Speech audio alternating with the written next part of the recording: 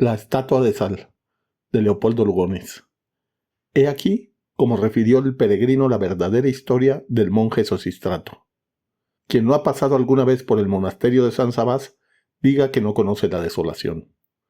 Imaginaos un antiquísimo edificio situado sobre el Jordán, cuyas aguas saturadas de arena amarillenta se deslizan ya casi agotadas hacia el mar muerto por entre bosquecillos de terebintos y manzanos de Sodoma. En toda aquella comarca no hay más que una palmera cuya copa sobrepasa los muros del monasterio. Una soledad infinita, solo turbada de tarde en tarde por el paso de algunos nómadas que trasladan sus rebaños. Un silencio colosal que parece bajar de las montañas cuya eminencia amuralla el horizonte.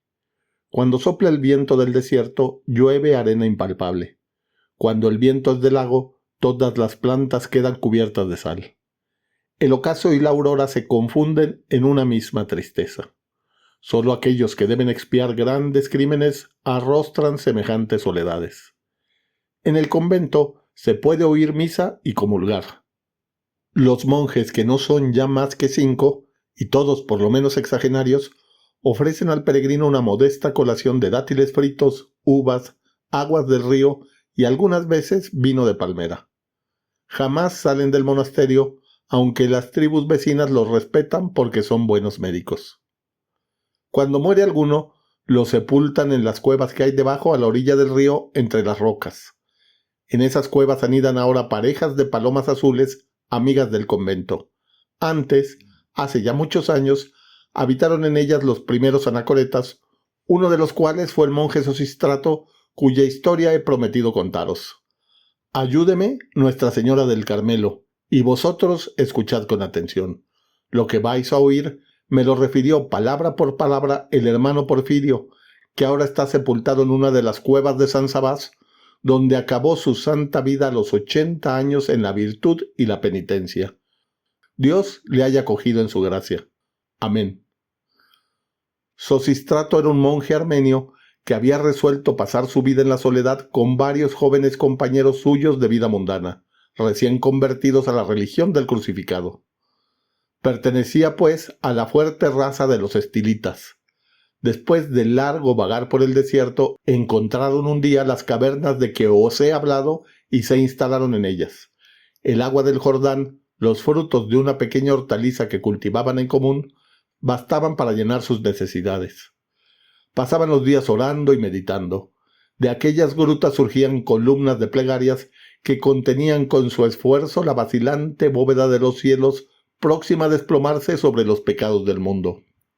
El sacrificio de aquellos desterrados, que ofrecían diariamente la maceración de sus carnes y la pena de sus ayunos a la justa ira de Dios para aplacarla, evitó muchas pestes, guerras y terremotos. Esto no lo saben los impíos que ríen con ligereza de las penitencias de los cenobitas, y sin embargo, los sacrificios y oraciones de los justos son las claves del techo del universo. Al cabo de 30 años de austeridad y silencio, Sosistrato y sus compañeros habían alcanzado la santidad. El demonio, vencido, aullaba de impotencia bajo el pie de los santos monjes. Estos fueron acabando sus vidas uno tras otro hasta que al fin Sosistrato se quedó solo. Estaba muy viejo, muy pequeñito. Se había vuelto casi transparente. Oraba arrodillado 15 horas diarias y tenía revelaciones. 2 palomas amigas traíanle cada tarde algunos granos de granada y se los daban de comer con el pico. Nada más que de eso vivía. En cambio, olía bien como un jazminero por la tarde. Cada año, el viernes doloroso, encontraba al despertar, en la cabecera de su lecho de ramas, una copa de oro llena de vino y un pan cuyas especies comulgaba, absorbiéndose en éxtasis inefables. Jamás se le ocurrió pensar de dónde vendría aquello, pues bien sabía que el Señor Jesús puede hacerlo. Y aguardando con unción perfecta el día de su ascensión a la bienaventuranza, continuaba soportando sus años. Desde hacía más de 50 ningún caminante había pasado por allí. Pero una mañana, mientras el monje rezaba con sus palomas, éstas, asustadas de pronto, echaron a volar abandonándole. Un peregrino acababa de llegar a la entrada de la caverna. Sosistrato, después de saludarle con santas palabras, le invitó a reposar indicándole un cántaro de agua fresca.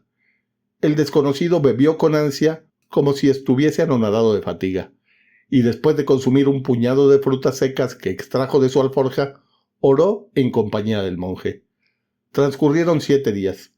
El caminante refirió su peregrinación desde Cesarea a las orillas del Mar Muerto, terminando la narración con una historia que preocupó a Sosístrato. «He visto los cadáveres de las ciudades malditas», dijo una noche a su huésped. «He mirado humear el mar como una hornalla, y he contemplado lleno de espanto a la mujer de sal, la castigada esposa de Lot. La mujer está viva, hermano mío, y yo la he escuchado gemir y la he visto sudar al sol del mediodía». Cosa parecida cuenta Juvensus en su tratado de Sodoma, dijo en voz baja Sosístrato. «Sí, conozco el pasaje», añadió el peregrino. «Algo más definitivo hay en él todavía, y de ello resulta que la esposa de Lot ha seguido siendo fisiológicamente mujer. Yo he pensado que sería obra de caridad libertarla de su condena». «Es la justicia de Dios», exclamó el solitario. ¿No vino Cristo a redimir también con su sacrificio los pecados del antiguo mundo?, replicó suavemente el viajero, que parecía docto en letras sagradas. ¿Acaso el bautismo no lava igualmente el pecado contra la ley que el pecado contra el Evangelio? Después de estas palabras, ambos se entregaron al sueño. Fue aquella la última noche que pasaron juntos. Al siguiente día el desconocido partió, llevándose consigo la bendición de Sosístrato, y no necesito deciros que, a pesar de sus buenas apariencias, aquel fingido peregrino era Satán en persona. El proyecto del maligno fue sutil. Una preocupación tenaz asaltó desde aquella noche el espíritu del santo. Bautizar la estatua de sal, liberar de su suplicio aquel espíritu encadenado. La caridad lo exigía, la razón argumentaba. En esta lucha transcurrieron meses, hasta que por fin el monje tuvo una visión.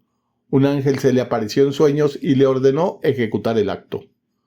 Sosístrato oró y ayunó 3 días, y en la mañana del cuarto, apoyándose en su bordón de acacia, tomó, costeando el Jordán, la senda del Mar Muerto. La jornada no era larga, pero sus piernas cansadas apenas podían sostenerle. Así marchó durante 2 días. Las fieles palomas continuaban alimentándole como de ordinario, y él rezaba mucho, profundamente, pues aquella resolución afligíale en extremo. Por fin, cuando sus pies iban a faltarle, las montañas se abrieron y el lago apareció. Los esqueletos de las ciudades destruidas iban poco a poco desvaneciéndose. Algunas piedras quemadas era todo lo que restaba ya. Trazos de arcos, hileras de adobes carcomidos por la sal y cimentados en betún. El monje reparó apenas en semejantes restos, que procuró evitar a fin de que sus pies no se manchasen a su contacto.